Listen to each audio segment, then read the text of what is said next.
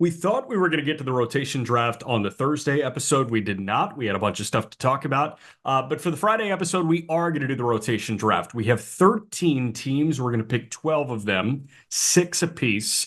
And we are essentially going to draft the starting rotations that we feel best about among postseason contenders. Again, we have 13 postseason contenders as it stands right now. And we're going to tell you who we think the best rotations are in that clumping. We're also going to do hitters of the week, games of the weekend, debut to talk about off the top. Jack, Aram, Just Baseball Show, as always, presented by BetMGM today, Friday, September 6th.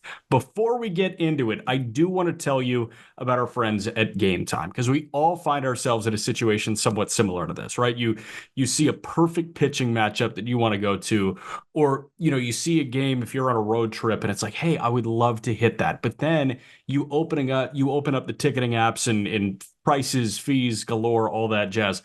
Let's fix that for you. Game Time is now an authorized ticket marketplace of Major League Baseball. That makes getting tickets to big league and minor league games even faster and easier. Prices on the Game Time app actually go down the closer that it gets to first pitch. You get killer last minute deals, all in pricing, views from your seat. List goes on. You can buy last minute for sports, concerts, comedy, theater. The list goes on. You can take the guesswork out of buying tickets with Game Time. Just download the Game Time app, create an account, and use code JUSTBASEBALL, all caps, one word, for $20 off your first purchase. Terms apply. Again, create an account, redeem code JUSTBASEBALL for $20 off. Download the Game Time app today. Last minute tickets, lowest price guaranteed. And what time is it? Game time. It's game time. Good job, Aram. You want to talk Seth Johnson now? Yeah, let's talk a little Seth Johnson. He is fascinating. So Seth Johnson is going to debut for the Philadelphia Phillies on Sunday. Seth Johnson comes up spelling Tyler Phillips. Was that his scheduled start, or did somebody hit the shelf?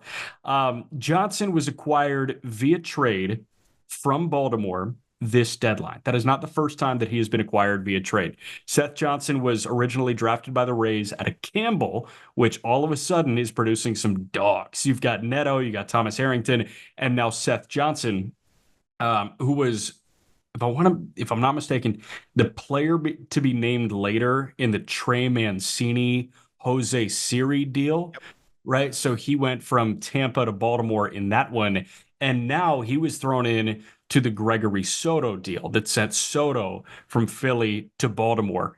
This is a good guy that's been passed around via trade a lot more than we were expecting.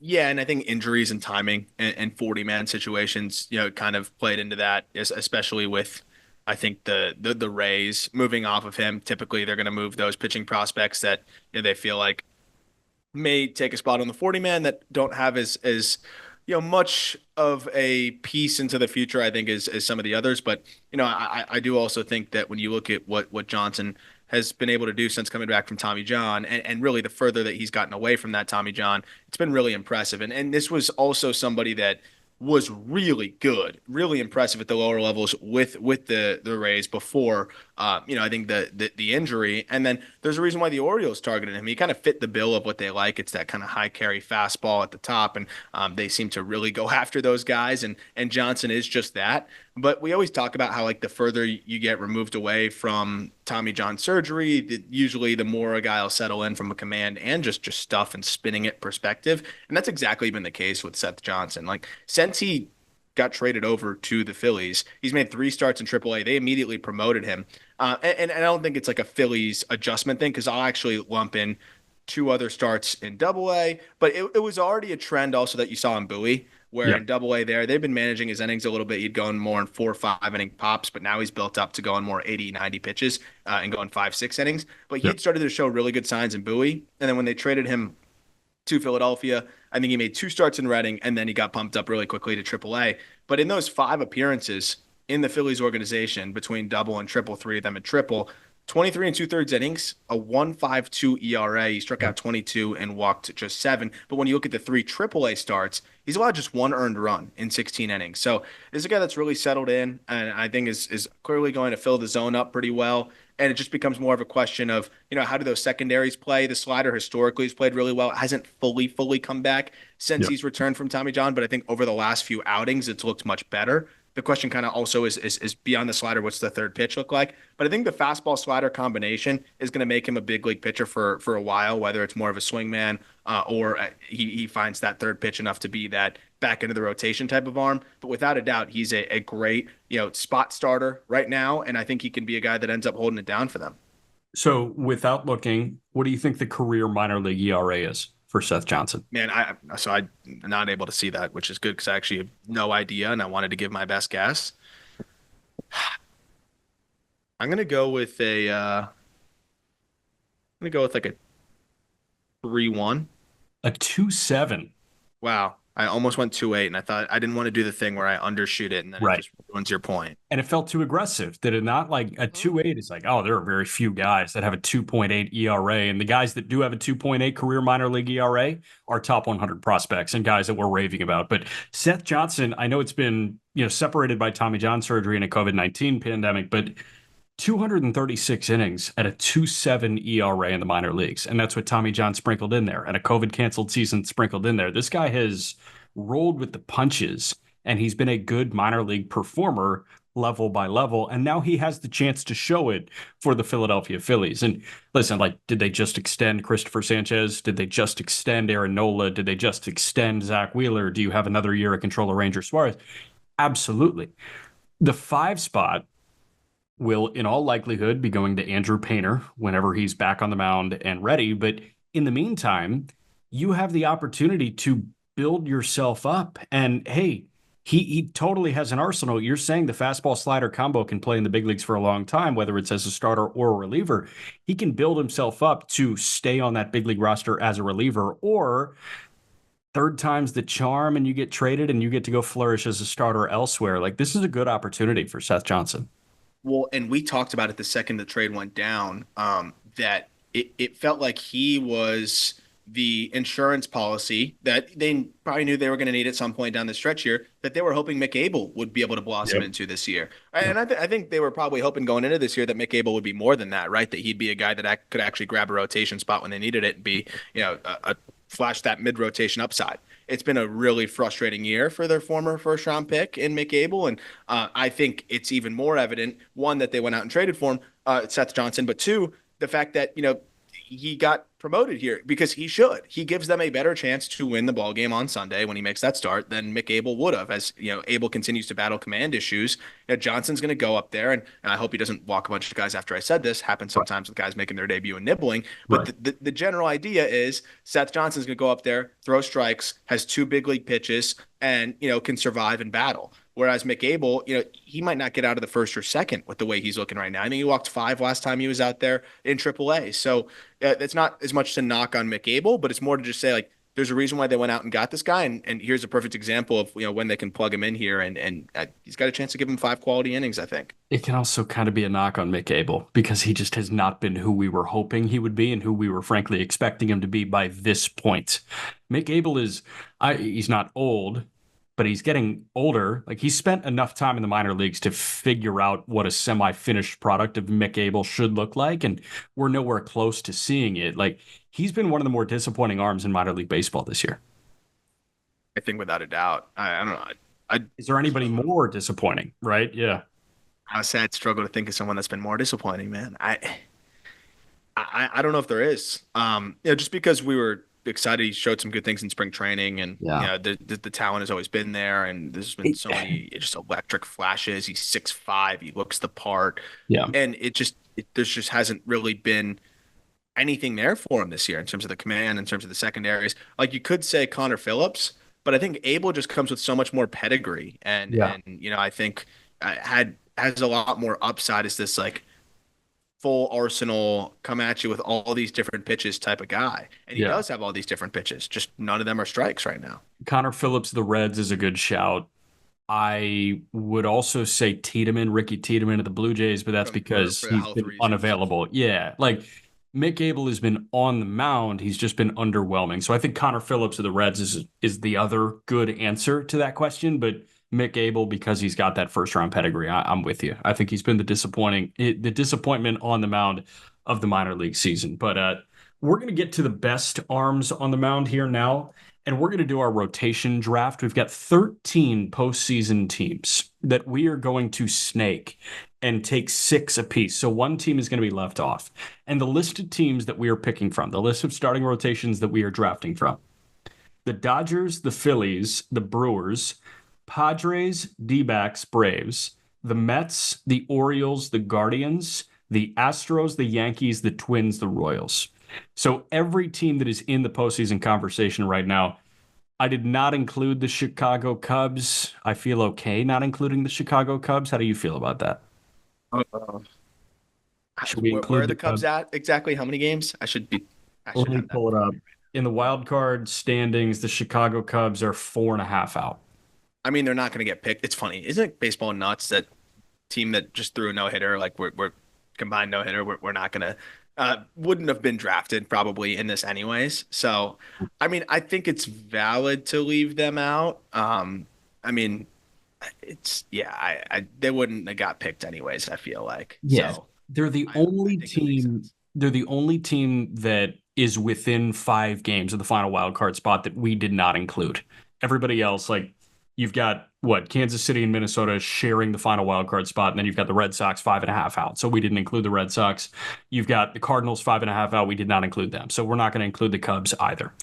As it stands right now, we have everybody that is in the wild card picture right now, and the New York Mets are a half game out of the Which is final wild. crazy, by the way. They've won 7 in a row as we're recording this. So, can I ask you, Yeah. is the National League MVP a conversation or no?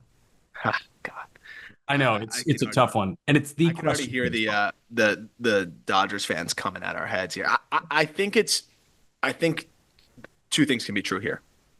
Shohei Ohtani is the MVP because he's going to have a season that we've just never really seen statistically. But it is a conversation. And I think the idea of dismissing it as if it's not a conversation is wild to me. And I've seen that from like the Ohtani side of the conversation, right? Where it's like, oh, I can't even believe you're presenting this. No, like Lindor, no, no chance, no way. That can't be considered. No. I think it's a conversation because it is a very important thing to discuss when we talk about rookie of the year precedent and how typically everyday players get a little bit of the edge over I think the pitchers generally. And if you look at the award winners every year, it usually is, unless there's just not a good position player that year. And that's why we think Merrill is going to take it over Skeens. I think you can still present that in a way as part of the conversation here with what Lindor has done with the Mets. Again, my vote would still go to Ohtani, Yeah. but these conversations are fun and they're good to have. And I've just seen way too much, and this is probably just more of a microcosm of conversations in the greater Right. world right now, but too much shutting it down. Like, have a conversation about it. Tell me why, Otani's 50-50 that he'll probably have here just totally dwarfs what Lindor is doing. I know you can bring up the OPS and things like that, but like, let's talk about defense. Let's talk about how valuable shortstop defense is. At the end of the day, it's all abstract. I know we have data points, but those data points are even created off of, I think, at the end of the day, I think it's a little bit of up in the air. You can value defense. Of course, you Yeah. can say DRS and WAR and things like that. But if we were just doing it awards based on that, then we wouldn't even need to vote. We just Right. have whoever has the most WAR, whoever has the most this. So like I think it is a fun philosophical conversation in terms of what is more valuable in baseball and Yeah. things like that. So have the conversation, and we'll really talk about it when the awards come out and everything like that, and as we get Yeah. closer. But I think there is something to be said about a guy playing an elite shortstop every single day and how valuable that is. This is a statistical driven sport. So, of Yes. course, the 50-50 is going to win. And Yeah. you could make the case that 50-50 is more valuable when we talk about the runs it produces Right. from the home runs and the stolen bases and all that stuff. But we also had a conversation not that long ago about how stolen bases may be a little bit overvalued. And that was Mhm. this whole conversation with Ronald Acuna Jr. It does help that Otani's been very efficient, but I do struggle I struggle to embrace the idea that 50 stolen bases should equate to elite shortstop defense. Yeah. Because I just don't think it does when you're doing it for 80 plus games. Well, and let's play the game here. It would essentially be 20 stolen bases because Lindor is going to go 30-30. Exactly. It's not like Lindor has zero. Right. If he had zero, then I understand that, they can quote unquote cancel out, even though, stealing bases and half the game existing in the field and being an elite defender there is a totally different beast. I think playing elite shortstop defense is far more valuable than any number of stolen bases that Ohtani could amass. But, that is the 50-0 conversation. We're having the 50-30 conversation where Ohtani has 50 bags. Lindor has 30 bags. Ohtani has 50 homers. Lindor has 30 homers. Ohtani is hitting at a higher clip, but Lindor is playing elite shortstop defense. I think the well-roundedness of Ohtani's offensive game makes sure that he secures this MVP. But I absolutely think it's a conversation. And there's a lot of me, I will say, maybe more than 50% of me that wants to give the award to the shortstop that at points this year has single-handedly willed his team into the wild card conversation. Mookie Betts was hurt for a month and a half, 2 months. I understand. But Freddie Freeman has been there all year. Will Smith has been there all year. They've had an all-star pitcher on the mound at some point throughout the season the entire time. The Dodgers without Ohtani are in a way better spot than the Mets without Lindor. And that goes back to the age-old conversation about valuable versus outstanding. If we went to the most outstanding player in baseball, it's the guy that went 50-50. But Lindor off the Mets are a joke. Who's playing shortstop? Jose Iglesias, the pop star, man. Yeah. Like it's so night and day. The Heisman Trophy goes to the most outstanding player in college football. We're not giving out the most outstanding player. We give out a best hitter award. That's the Hank Aaron Award. We give that out every single year. Ohtani is going to run away with the Hank Aaron Award. But we're talking value here. I would vote for Ohtani right now, but there's a lot of me that wants to push back and just be like, hey, man, like he's playing an elite shortstop right now. And the reality is too, like I would vote for Ohtani just because of the way that we have kind of cemented this award. Yeah. And I'm a believer in looking at precedent and trying to maintain that precedent because you want to have some consistency across the award. It's a slugger's award, man. Like It just is. If you go through the winners every single year, I'm trying to find like the lowest slugging percentage I can find since even 2010. It's going to be Andrew McCutchen at 508. He hit 317, 404, 508, and that was a brutal offensive season, I think, across Major League Baseball in 2013. Lindor's slugging 501. So, like, the thing with Lindor, though, is if he finishes really strong here, because, I mean, what he has done after start to the season, I think that's generous. I mean, you look at the last 75 games. This dude's got an OPS north of 950. And hitting over 300. So I know it's a full season award, obviously. There's not that much more time to make up that much more production. The problem is like you're not going to see an 844 OPS win an MVP very often. And even that year with McCutchen, right, he got on base at a 404 clip. So his OPS was 912. Like, I don't know, and I'd have to search and do that. And I didn't know we were going to get into this conversation, but I'm glad we did. I didn't think so, yeah. I don't know how many MVPs there have been that have had like a sub 900 OPS, and that's kind of the issue, and it's a slugger's award. So that's why Ohtani would get my vote. But the whole reason why we're presenting this conversation is that I do think it should be more of a conversation and not a just what are you talking about? Like 845 OPS? Like no, it can't be Lindor. Right. It's interesting. This is one of the more unique dichotomies I think we'll ever have in an MVP debate. I really do. And I think we've gotten it in the Cy Young conversation, and we were getting it at the midpoint of this year between Skeens and Sale because Skeens was going to max out at about 130 innings, but people thought, hey, if he threw 130 at a 1.9 and he's striking out the world, is he the Cy Young winner? And the odds reflected that was an actual conversation that was being had. Now that's a moot point, but 2021, we had this conversation. I think Snell won the Cy Young in the American League in 2018? We were having the conversation then. It's nice to have that conversation about the most valuable player because while I love a Cy Young and you love a Cy Young, there's just different weight that comes with an MVP award. No doubt. I found it, by the way. Dustin Pedroia. 869 OPS in 2008. 80. That was pre Statcast. Anything 2015 doesn't exist in the annals of baseball history. That's just a brutal year, I think, in general. Runner-up, Justin Morneau, 873 OPS. Kevin Youkilis, Oh, sneaky third place finish in the MVP voting. That's when you know it's just a rough year. what was the OBP that year? Was it 405? Uke, 390. 390. That's pretty good. Francisco Rodriguez got a first place vote. K Rod got a first place vote. A-Rod got a first place vote. That's when you know it's just a weird year. Yeah, that's brutal. That's brutal. Okay, without further delay, we will do the rotation draft now. I love that we curbed that for the National League MVP conversation for 10 minutes, though, because again, that was not on the rundown. We were not expecting to have that conversation, but here we are with that conversation. Again, the 13 teams that we are going to go through are in postseason contention right now. The only team that we are not talking about that is within 5 games of the final wildcard spot is the Cubs that are 4.5 back. So, do you want first or second pick? Because we're snaking it. Should I ask Siri? I'll take the second pick. You'll take the second pick. No confidence in my ability to make the right picks here. Okay. So I just talked about we just had a conversation about how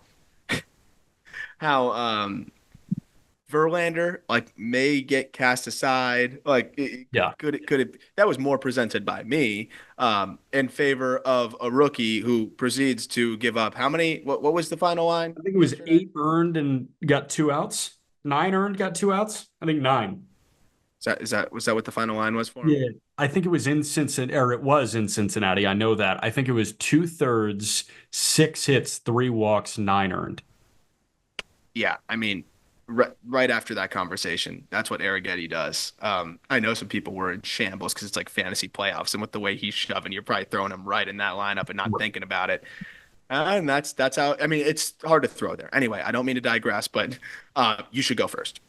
It's tough because I was very, very tempted to take Houston, but now the concentration of those 6 arms has now become a concentration of 5 arms because the rookie just kind of proved to me that you're just out. You're just out after getting shelled in I mean, American Small Park. the thing is, like, it's just happened 4 or 5 times already. And I know that he was on a hot stretch, but Arrighetti, there's no in between. There's no in between, and I'm terrified of that in the postseason. Are you not? No, I'm so scared of that in the postseason. So that's right. Houston was going to be my one. After seeing that, I got nervous, and I'm just going to go all reliable. Give me the Phillies because I'm getting Wheeler, Nola, Ranger, Christopher Sanchez, and I know that Christopher Sanchez and Seth Johnson too. Good call. But like Ranger, I know he hit a little bit of a dip, and he was dealing with an injury thing around the All-Star break. Sanchez, I know he's hit a little bit of a dip. At the end of the day, I have loved watching Zach Wheeler in the postseason. I have loved watching Ranger Suarez in the postseason. And I have a lot of confidence in Aaron Nola and Christopher Sanchez to snap it into gear in earnest in the postseason. So I go with the Phillies. Yeah, I mean that's always a good pick. I feel like with what the Phillies can do, and it's just different arms that even if they're not consistently frontline guys, like we've seen what Ranger does in the playoffs, like right. They can be those kind of dudes in the playoffs. So yeah, I was looking at them right off the top as well. I still do have interest in Houston, but at the same time, like I'm kind of teetering on that edge too. What's interesting about Philly is how much they have struggled in the second half. And it's not to say that it's a bad pick, because again, I think they lock in, and Wheeler being who he is in the playoffs, which I think is he just unlocks another level. What do you think the second half ERA is for the Phillies? Starting rotation. Yes, second half starter ERA for the Phillies. So the first half, I think, was flirting with sub 3. It was low 3s. I bet it's closer to 4 now. Is it over 4? Yeah. Is it over 4.5? No. Okay, good. 4-4. That's, I mean, it makes your shoulders tense up a little bit. There's no doubt about that. But Wheeler and Nola, I throw that out, and then Ranger and Sanchez. I'm with you. I just have a little bit of faith. Yeah, I'm with you. I totally agree. I think it's just more of a reminder that, like, hey, yeah, the second half hasn't been as great for the Phillies, and I think they've stalled out a little bit pitching wise.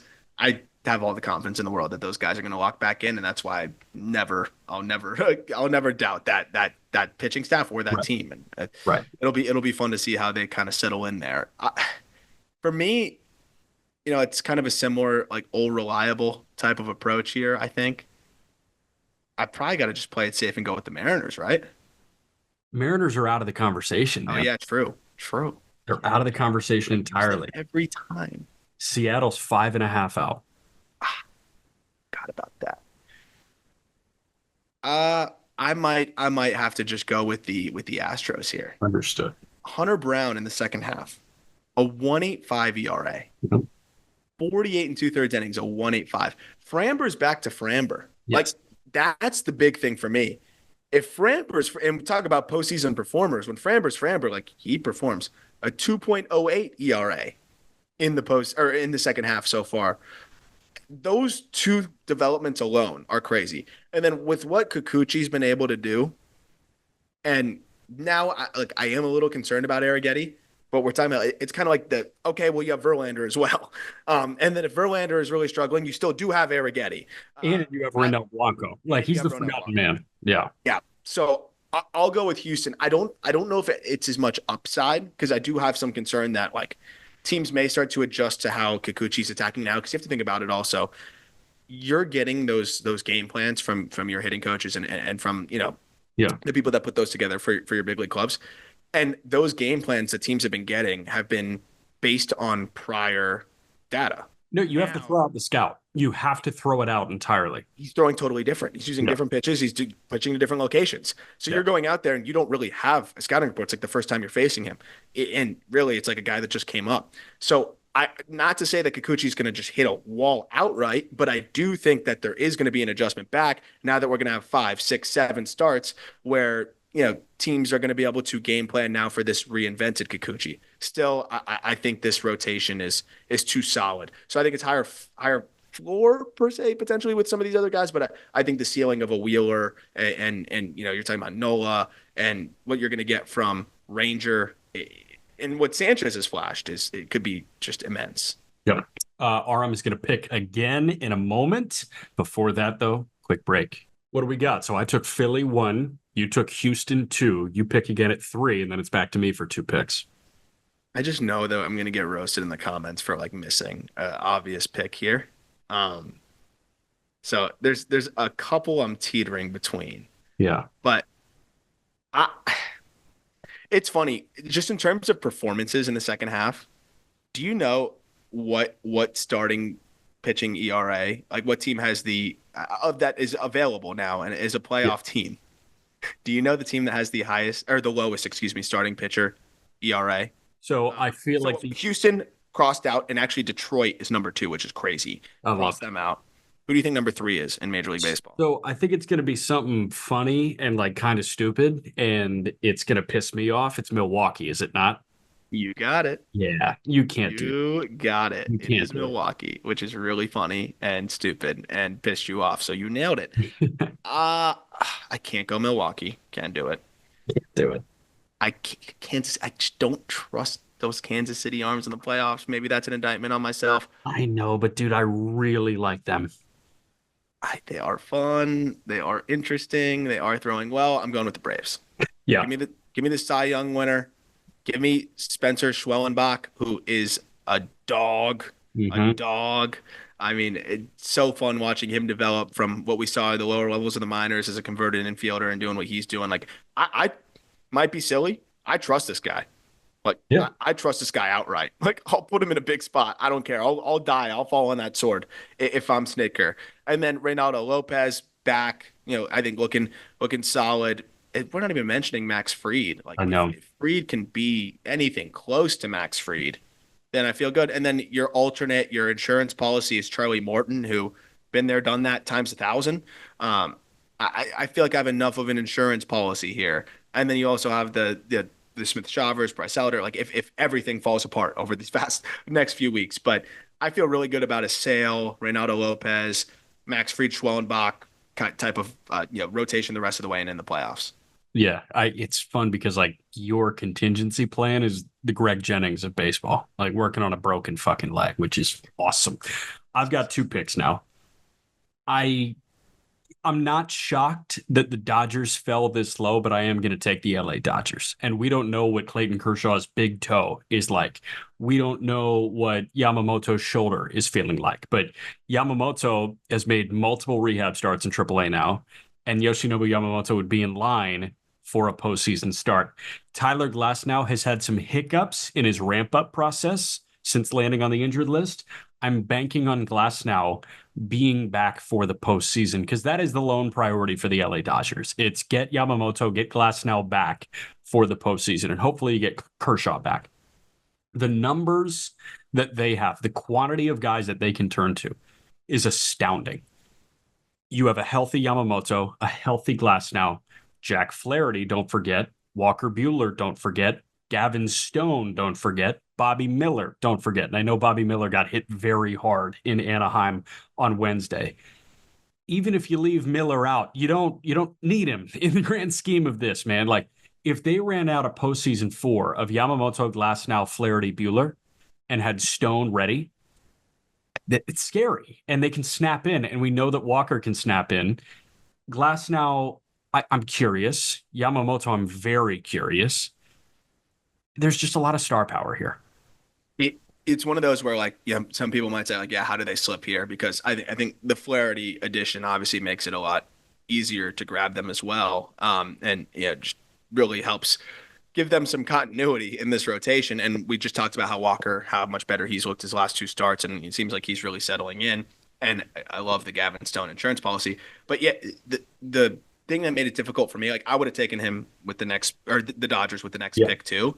But I just couldn't go with the Dodgers ahead of what you have with the Braves right now because there just is so much concern in terms of like Yamamoto. Like, yeah, it's nice to see him throw these 2 rehabs and he's looked better, but he threw 30 and 50 pitches, and the second rehab could have been better. Yes, so, results wise, it did not go that well. So that's my only concern. Like, there's a chance that this pick, if we were like really, there was a battle here and how they statistically graded out, like there was a prize. Like this pick here alone could win you this battle, but it also could absolutely tank it and lose it for you. So that's like the range of where I would take. Is Glasnow is just we always assume that Glasnow is going to hit some sort of wall right around this innings mark, and he actually pushed it further than we thought. How does it look when he comes back? A lot of questions there, but the good news is for them, they got a lot of options. No doubt. My next pick, I know this guy did not perform well in his first outing in a long time, but I also know that he only threw 63 pitches, and I trust that he will get himself right for the beginning of October. I think Yu Darvish's addition into this Padres rotation is big, big, big. And I can look at a postseason 4 of Dylan Cease, Michael King, Joe Musgrove, and Yu Darvish with Waldron as a contingency plan. And I'm really excited about that. I have fallen in love with watching Michael King pitch this year. Yeah. And I know that I've loved Dylan Cease for a long time. I know that he frustrates the shit out of me, but I love a good Dylan Cease. Musgrove in the postseason, get that red hot on your ears and go to work, baby. Yeah. And Darvish, again, man, like I just trust that he's going to get himself right. Did it look bad against Detroit? Yeah, it definitely did. 2 2/3, 4 hits, 3 runs. But he only threw 63 pitches and he didn't go on rehab before coming back from the restricted list. I see a world where all these guys are firing on all cylinders and they can just pass the baton back to each other, and this turns into a murderer's row of starting pitchers. I like that pick a lot. It's crazy too is Musgrove. I mean, he looks like Musgrove again. Like the Musgrove we haven't really seen in almost 2 years, I feel like. Yeah.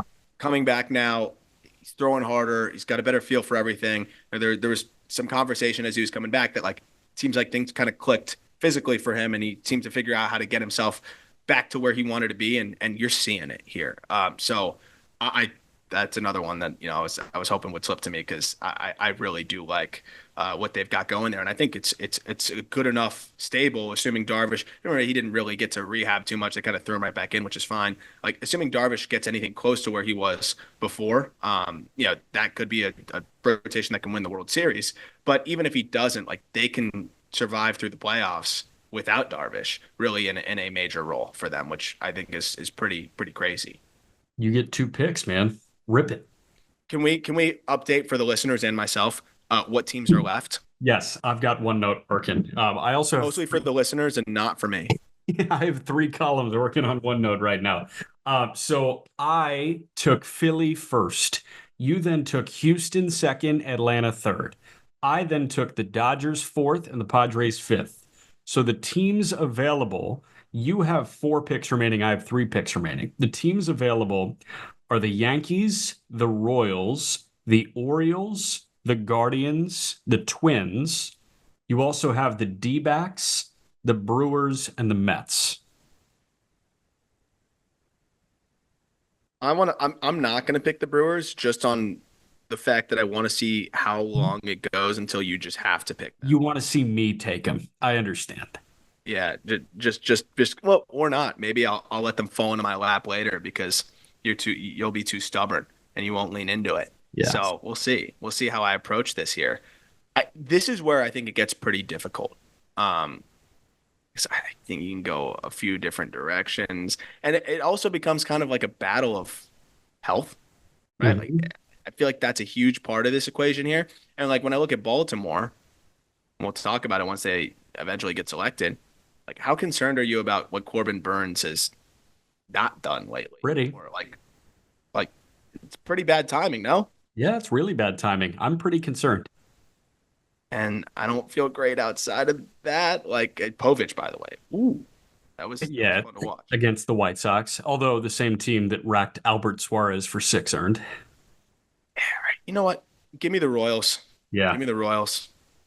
I'm gonna take them.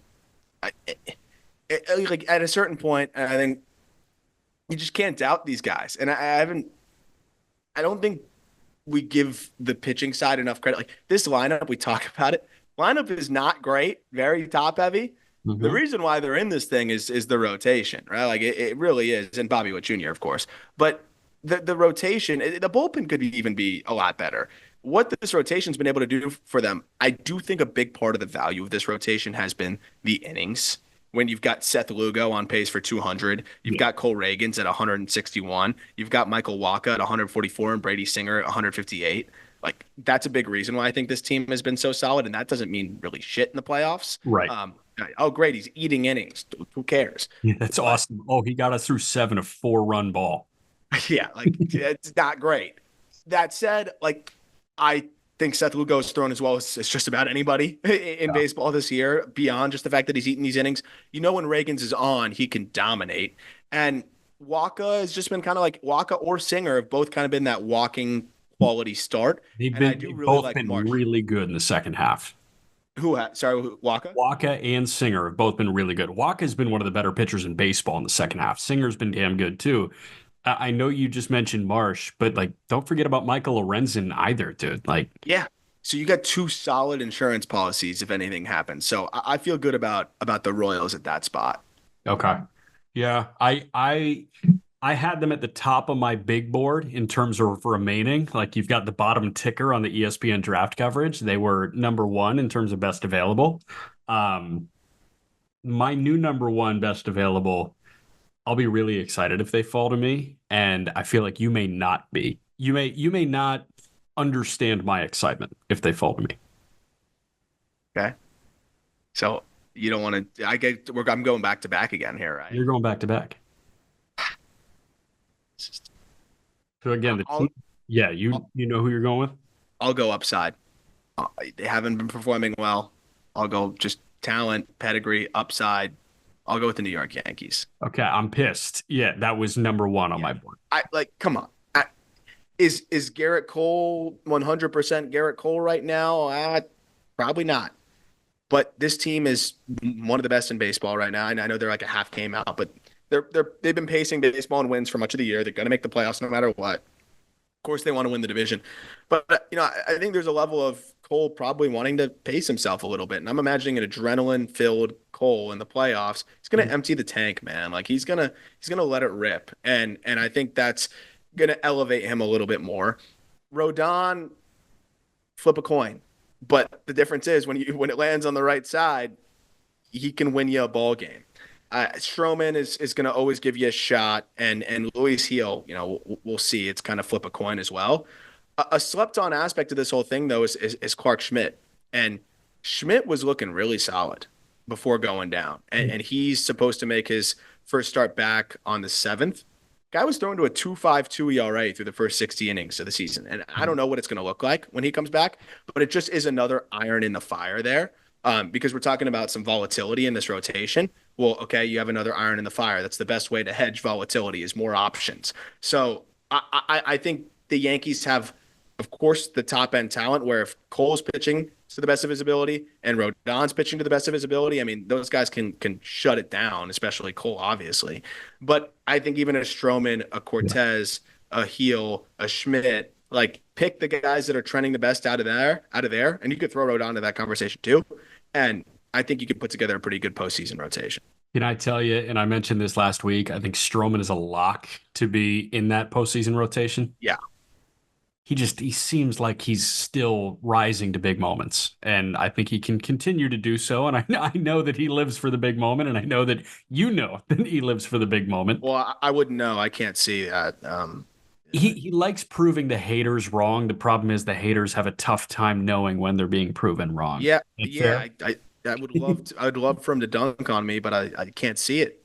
And please unblock me, Marcus. I That's didn't tough. do anything. Be like teammate Jazz, who will dunk on people in public and then, Well, Jazz embrace. is also. I have probably baited Jazz a little bit, but unintentionally. That's But yeah, no, like Stroman, I know it hasn't been great in the second half, but like I agree with you. Like I trust him in the big game.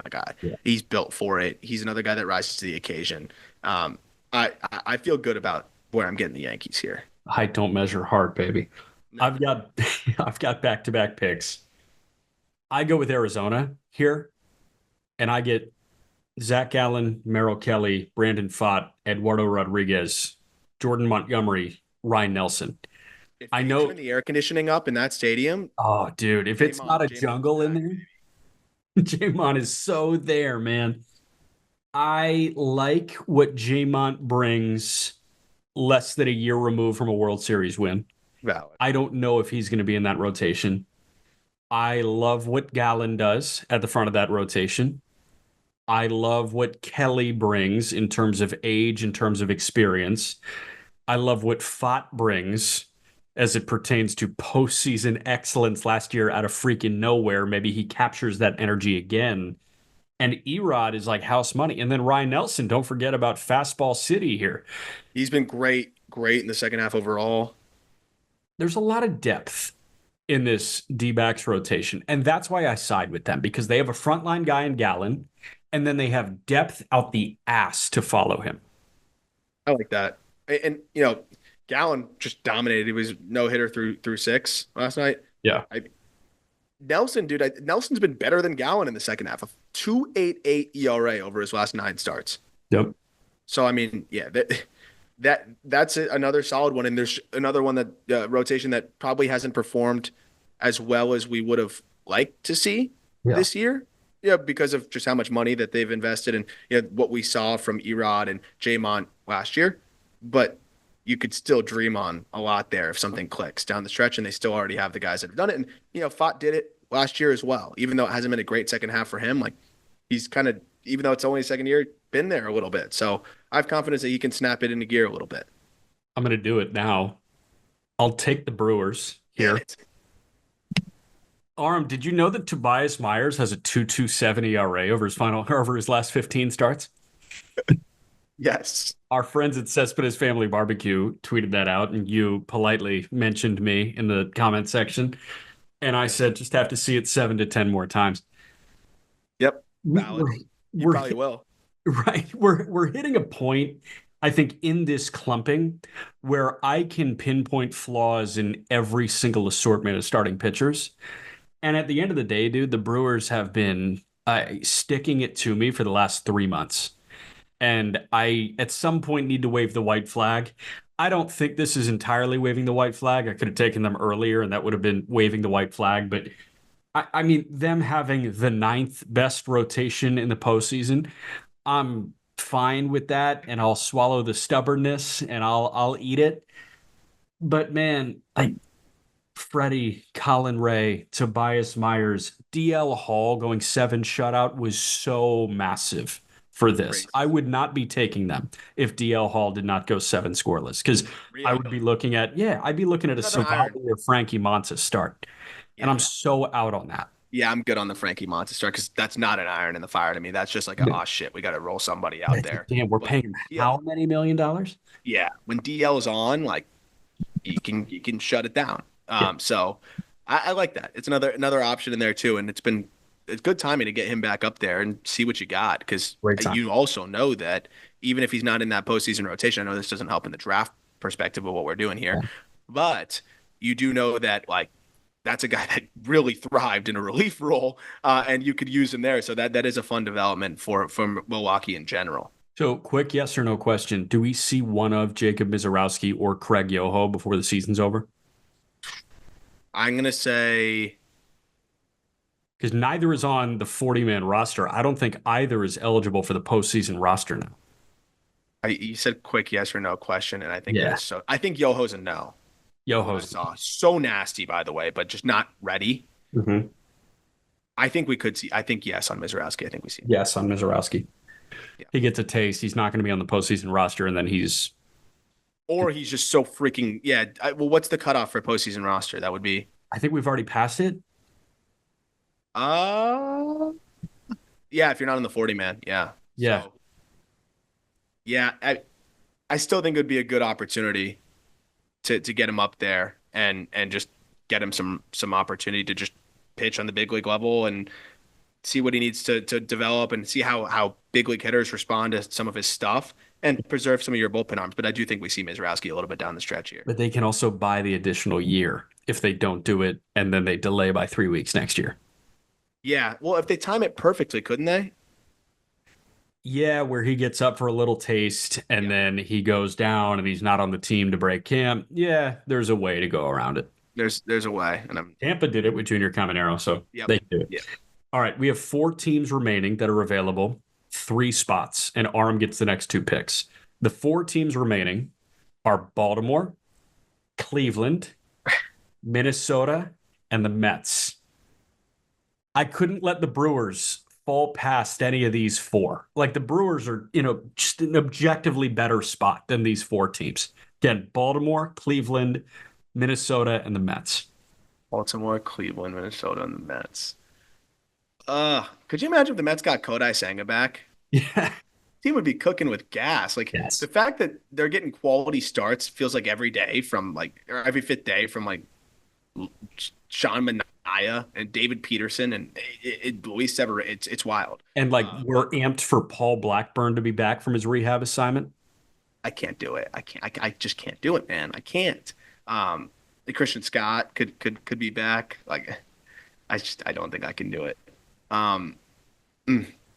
The Orioles are just such a frustrating ball club as well because that's one where it's like it just depends on the health and the overall situation. But I'll go with one of the best pitchers in baseball leading the way, even if it's been kind of crappy lately, and enough complementary pieces and potentially Grayson Rodriguez coming back. I'll go Orioles here.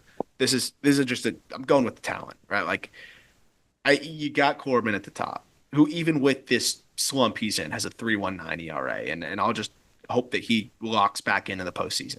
Zach Eflin is still solid. He's a 3.6 this year.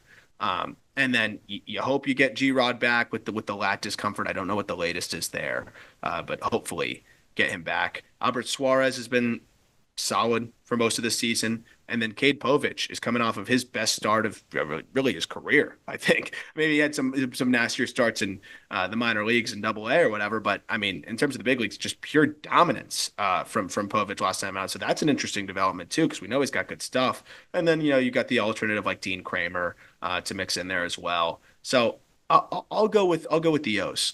Okay. Next one for you. Available Cleveland, Minnesota, the Mets.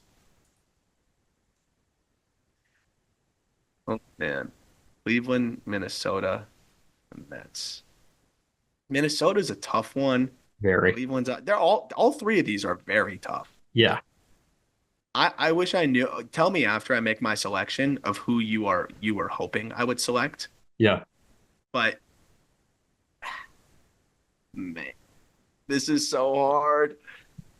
If Pablo Lopez was pitching like Pablo Lopez, this is a no-brainer. And he But has been like, in the second half, but he just hasn't done it for the entire year. yeah, I I'm gonna go with the Twins here. Okay. I gotta go with the Twins I'm because happy you did that. um it yeah, Joe Ryan is out for the year, so that part sucks. Hmm. But I mean, I still think Pablo can go out there and match just about anybody. I love Bailey Ober, I do. Uh Simeon Woods Richardson's battling out there, man. He's a sub 4. Battling. I don't like I don't like when I, you I go kind of hate in, this pick already. right, you go into game 3 of the ALDS and you've got a guy that battled in early September. Or you have David Festa, or you have Zebby Matthews. Yeah. Yeah, I actually despise this pick, but it's too late. You already told me you were happy. Yeah. So we just got to roll with the punches here. I was leaning Guardians before, and Yeah. then honestly, I just started looking at the strikeout to walk numbers on these guys. And I just Hmm. couldn't do it. I couldn't do it. I know. Um, I'll just stick with it. I'll bet on my boy Pablo. I've been singing the praises of Zebby Matthews, who got shelled last time out, but you know what? They're gonna need one of these rookies to step up and do something special. And I do think both are very talented. David Festa, it's not a matter of missing bats, it's just a matter of keeping it in the zone. And when he's around the zone, he's been pretty darn good overall. And he's coming off of a couple quality starts against the Braves and the Rays, and the Rangers. I think Festa's going to hit his stride here down the stretch and be the 3 if they want to go that route. But you also have Woods Richardson. I think it's sneaky. I think they got a sneaky group there. So I go with Cleveland with the final pick. So the odd team out is the Mets. So Sean Manaea, Luis Severino, David Peterson, Jose Quintana, Paul Blackburn. Sorry, guys, you were not selected. You were the runt of the litter when it came to the 13 postseason contenders. Tanner Bybee is the frontline guy. I feel very comfortable with that. Gavin, I'm just like, it feels like we're running out of time, but I'm just waiting on that one vintage Gavin Williams start. And I say vintage like he isn't 23, 24 years old right now. Yeah. I think that he can find 2023 Gavin Williams. And if they get the good Gavin Williams, he can be a game 2 starter in a division series. Alex Cobb and Matt Boyd were big pickups at the deadline, I think. And then Ben Lively as the contingency plan. I don't believe it, but he's done it. So, Godspeed. Lively just feels like Quantrill 2.0 at this point. Yeah, he kind of does. So, Gavin, I don't think it was like classic Gavin, like what we saw him punch out, like 12 and 7 innings last year against the Jays or something like that. But he is coming off probably his best start of the year against a team that they may see in the playoffs. He goes 7 innings of 1-run ball against the Royals in Kansas City, where they love to hit, very clearly 2 walks, 6 Ks. And that's on the heels of having to just face Kansas City at home. So not only did he also he threw, I wouldn't say shove, but 5 innings, 2 runs, 2 walks, 6 Ks at home against the Royals. Then they get to see you again 5 days later, where they love to hit, and you pitch better. Like, that is a really positive trend here. And if Gavin is looking like healthy last year's Gavin with Bybee and, Cobb, it's just going to be Cobb's going to be the flip a coin guy too. yes. And I think that's usually how it is with guys with those kinds of change ups and that are 36 and like they have it. If they don't, they don't, because the fastball's just not going to play that well. But like we've seen Cobb just turn the page and be really good, right? First start gets shelled against the Twins, and then it's 5 2/3 a 1-run ball, and then it's 6 innings. It was the Pirates, but of 1 run, no earned ball, no walk, 6 Ks. So like to your point, he is a huge addition because they didn't even have anybody that was really capable of doing that to plug in. And it is worth noting also, highest fastball velocity of the year since he's come back, even on the shorter spurt rehab appearances from Alex Cobb. Yeah. Averaged 94.5 last time out. Like that plays at 94.5, that totally plays. If it was 92.5, I'd be like, yeah, I don't know. But league average fastball velo is 94.4, if I'm not mistaken. So he's right at league average with, I think is fine. Yeah, especially with the sinker. We always talk about how much of a difference it can make when the sinker's up a tick and getting those ground balls, which he needs to get ground balls. Right. I think he's actually going to end up throwing some pretty meaningful innings for them in the postseason. Sneaky addition that when he's on, he can just mow through a lineup pretty quickly, get you to ground out, and before you know it, yeah, you're in the fourth inning. It's 61% ground ball rate, I think, since he's jumped over to Cleveland. Yep. So again, I went Philly at 1. Aram went Houston at 2, Atlanta at 3. I went the Dodgers at 4, then San Diego at 5. Aram went Kansas City at 6, the Yankees at 7. I went the Diamondbacks at 8, Milwaukee at 9. Aram went Baltimore at 10, Minnesota at 11, and then I went Cleveland at 12 with the Mets sitting on the cutting room floor. Tell us how you feel about it. Yeah, I would love. Let us know in the comments who won, who has a better group of rotations there. I think it's so up for interpretation. It's I so totally, possible. That was totally. honestly way harder than I thought it was going to be. Right? It was like I can't lie. unique, but I thought it was a good exercise because I was kind of put to the test to see who I really believe in once we hit October, which Well, when I is, got to actually put oh, my name on it, and it's like I don't like anybody. I yeah, think I hate every rotation for the most part. exactly. Like the Welcome Phillies to is baseball so in flawed. 2020. Welcome to baseball in 2024, right? I think bullpens might be easier than rotations. Oh, 100%. When we do that, easy. I'm gonna Fascinating. feel real good in that. Okay, hitters of the week. You got any guesses? Do you want me to give you the division for these guys? Um, I yeah, think yeah. you're At going to least do a face palm. You're going to do a face palm with number one because he should just be on the top of your mind. He's in the AL West. AL West. You and Peter just talked about him earlier this week. AL West. Yeah. Why'd you say facepalm? Like you're assuming I wasn't gonna get it right? No, no, no. I think you should be getting it right. And I feel Oh, like it's going to be a hard name to pluck. even though we just talked about him. 7 games, this guy has a 1605 OPS, and I think he still might be tough to pluck in the Just AL talked West. about him. Yeah. How long ago? This week, you and Peter. So I guess that was the Wednesday show. Oh man. AL West. Mm-hmm. I don't know. Lawrence Butler, Oh, right? I was not pulling that. I Facepalm name. should, but just not on my mind. Lawrence Butler, 7 games, has 13 hits in his last 7 games, 10 of which are extra base hits, 5 doubles, 5 homers. He's got a 1605 OPS. He's slugging 1138. Slugging 1138. Number 2, National League Central. This guy is blooming right now.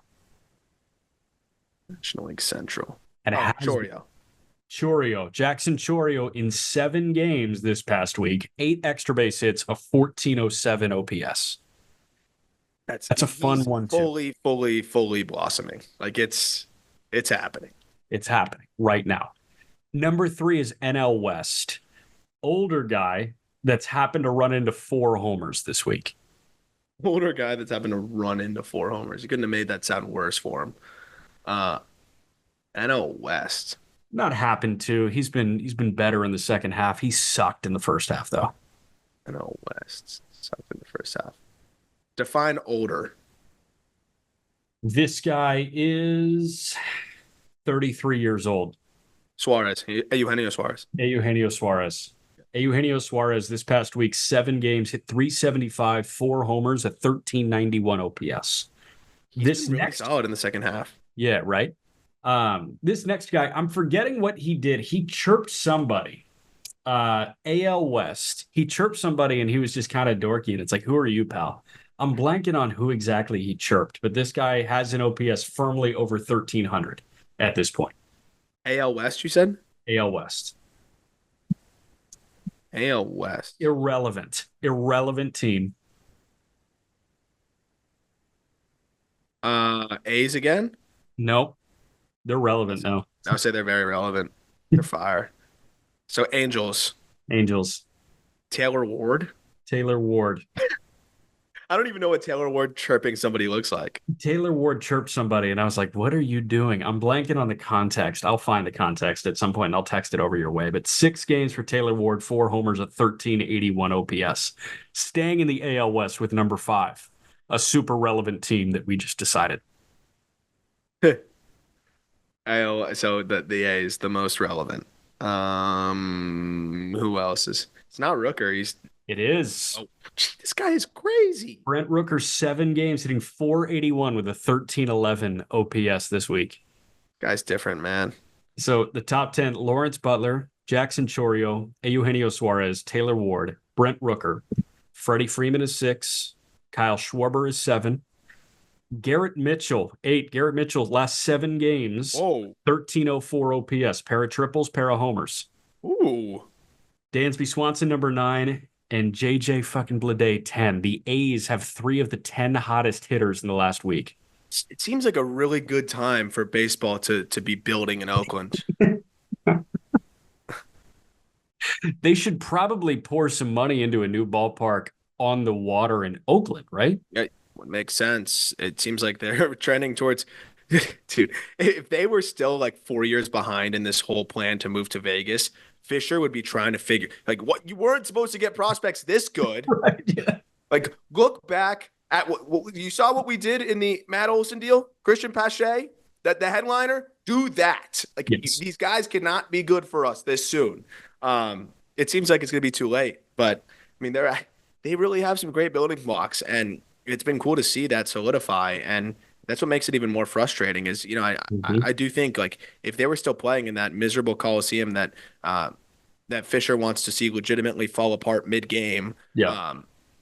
I think people would be pulling up next year. Like I do think people would be going to these games if they even signed one or two mediocre free agents with Butler and Rooker and Mason Miller and even these other pieces that just clearly look like everyday big leaguers. Langoliers, yeah, dude. Langoliers, like Blades looks like an everyday player. Like and they have other guys on the way too. Like this would be a fun team to watch. I'm not saying they're selling out, but there's gonna be more than two people there. Right. And that's the stupid part about this whole thing, but that's a whole nother conversation. I'm with you. We'll wrap with series predictions because the pitching matchups this weekend are not great.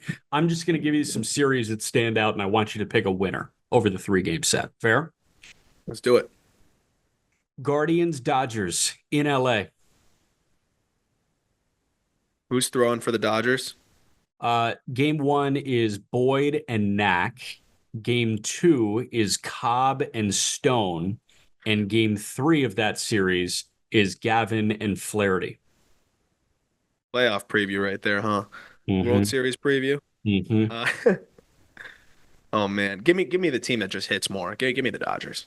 Okay. How about I have a pitching matchup. Phillies Marlins on Sunday. Seth Johnson on the road against Max Meyer. Oh, the Phillies are gonna win that. Myers looked really rough lately, really rough. I think Seth is we just talked about it, pretty solid. It's a fun young rookie matchup. Yeah. Give me the Phillies though. Twins Royals this weekend in Kansas City. Twins Royals. We got Pablo in one of these I think so. in Kansas City. In Kansas City. I'm gonna go. Game 1 is Zebby and Reagans.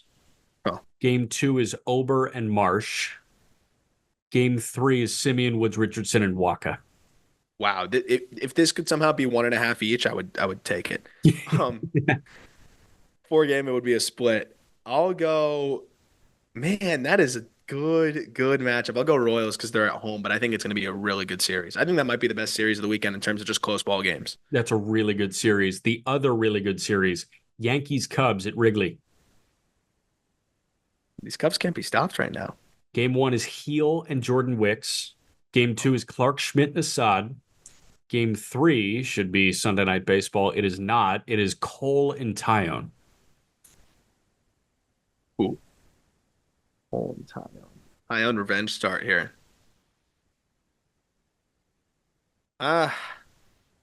Just that maybe this is where the Cubs slow down a little bit. Mm-hmm. It feels like it. I think Schmidt's going to come back and throw pretty well. I'll go Yankees, and that when Cubs finally come down to earth a little bit here. Okay. Last but not least, interleague play. D-backs, Astros in Houston. Game 1, Fott and Framber. Game 2 of this series is Erod and Kikuchi. Game 3 of this series is scroll, Ryan Nelson and Ronel Blanco. Astros take the first two, and then D-back Brian salvage with the Green. Ryan Nelson start. I'm very excited for Guards, Dodgers, and D-backs Astros. Those are fun series. Those are Very we're fun. getting like these playoff teams playing each other here down the stretch a little bit. That's fun. Also, the fight for relevancy and the fight for trace amounts of optimism is Mariners Cardinals in St. Louis. Tickets as low as $3 at Busch Stadium. Wait, the best fans in sports? $3 you can get in Is there. it best fans in baseball or best fans in sports? I thought it was best fans in baseball. Don't the Columbus Blue Jackets have the best fans in Yeah, sports? yeah, maybe.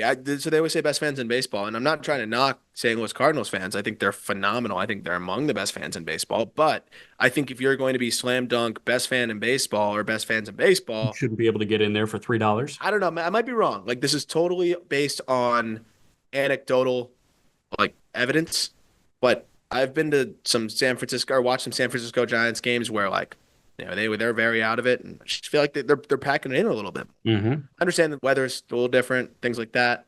I don't know. I just if you're the best fans in baseball, gotta act like it. It's not like they're losing 120 games. Yeah. Like show up. They're 5.5 out, man. Yeah, they're like technically still in it. They got time. So that's what we got for this week. Be sure to click on every single link in our episode description. It's really important that you do that. Appreciate Aram. Appreciate all of our phenomenal writers over at justbaseball.com. Appreciate the fine crew on the video side, Peyton Guinness, Ben Bellotti, Brandon Anderson, and our new king on graphics as well, Bryant. And we will talk to you guys on Monday.